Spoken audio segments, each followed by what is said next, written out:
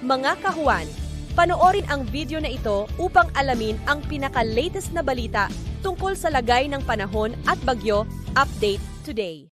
Wala naman tayong minomonitor na anumang bagyo or low pressure area sa loob at labas ng ating Philippine Area of Responsibility.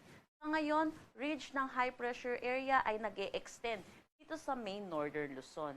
Ang ridge ng high pressure area ay parte ng isang high pressure system kung saan ang hangin ay kumikilos pababa. Dahil dito, kaunti ang mga kaulapan na nabubuo.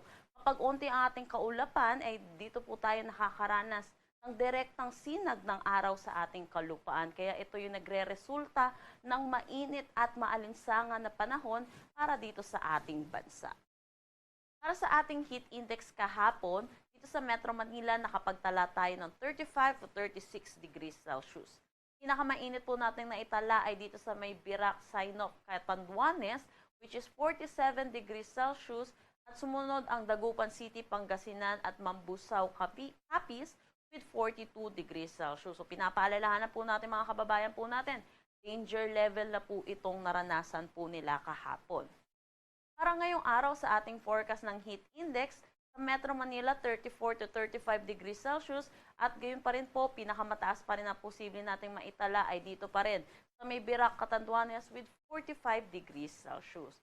Pinapaalalahanan po natin mga kababayan po natin dahil yung Holy Week po natin ay inaasahan po natin magiging mainit at maalinsangan po ang ating panahon.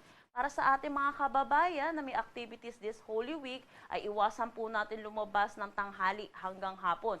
Kung hindi po natin maiiwasan ay magsuot po tayo ng mga maninipis na damit, magdala ng pananggalang sa init at uminom po tayo ng maraming tubig. Wala naman tayong minomonitor, ay wala po tayong gale warning sa anumang seaboards ng ating bansa.